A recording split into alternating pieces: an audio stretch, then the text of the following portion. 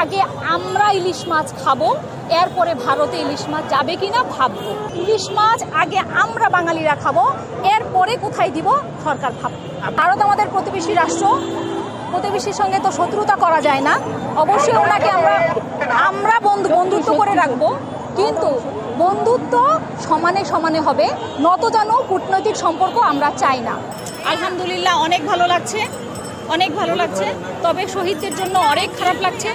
শুধু শহীদ না, যারা আহত হয়ে হসপিটালে কষ্ট পাচ্ছেন তাদের জন্যও খারাপ লাগছে। আমরা চাই সকল শহীদকে সম্মান দেওয়া হোক। ৭১-এ যেভাবে শহীদদের মুক্তিযোদ্ধাদেরকে আমরা সম্মান দিয়ে আসছি, ২৪-এর মুক্তিযোদ্ধাদেরকেও ঠিক সেভাবেই সম্মান দিতে হবে। আর যারা আহত হয়ে হসপিটালে কষ্ট পাচ্ছেন, কাতরাচ্ছেন, প্রয়োজনে তাদেরকে বিদেশে নিয়ে চিকিৎসার ব্যবস্থা করতে হবে। আসলে এই যে আজকে আরেকটা জয়ের, যে এটাকে জয়ের বার্তা বলা হয়, এই জয়ের বার্তা যদি আমাদেরকে ধরে রাখতে হয়, এই যে অভ্যুত্থানটাকে আমাদের বিজয় হলো, এই বিজয়টাকে ধরে রাখতে হলে আমাদের কি করা উচিত?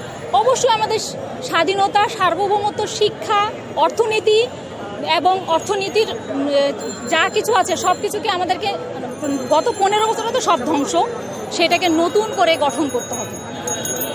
এবং দুর্নীতি, লুটপাট সব কিছু আমাদের দেশ থেকে যেন একেবারে নিঃশেষ তো হবে না, বলা যাবে না, একেবারে শূন্যের কোঠায় নিয়ে আসার চেষ্টা করতে হবে। বিদেশে যেমন ইউরোপ, আমেরিকায়, সেখানেও সবাই এক সমান না। বাট এমন নয় যে একজন BMW চালাচ্ছে আর একজন রাস্তার মধ্যে রিক্সা চালাচ্ছে, বাট 70 বছর 60 বছর।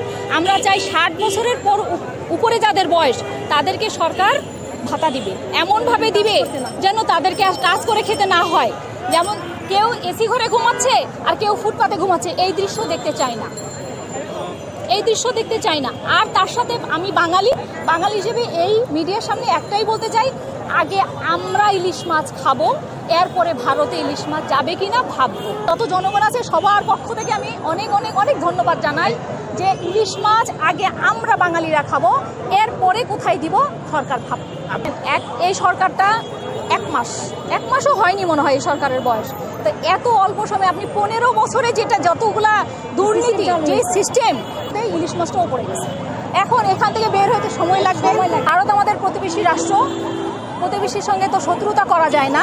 অবশ্যই ওনাকে আমরা বন্ধুত্ব করে রাখবো, কিন্তু বন্ধুত্ব সমানে সমানে হবে, নতজানু কূটনৈতিক সম্পর্ক আমরা চাই না ভারতের সঙ্গে। অবশ্যই আমরা আমাদের মর্যাদা রক্ষা করি, মর্যাদার সঙ্গে।